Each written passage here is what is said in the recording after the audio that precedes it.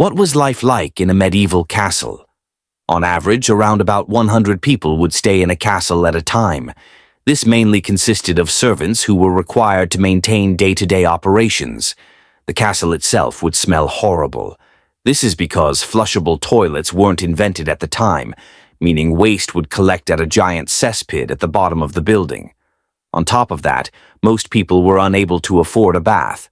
In summer, the smell in a castle would become almost unbearable. The castle would also be very dark and extremely cold. Early castles had small windows for defensive purposes, but this just made it dark and hard to see in. And it didn't help that fireplaces weren't invented until later in the Middle Ages, so people would use open fires, which didn't spread heat very well and would cause a room to fill up with smoke.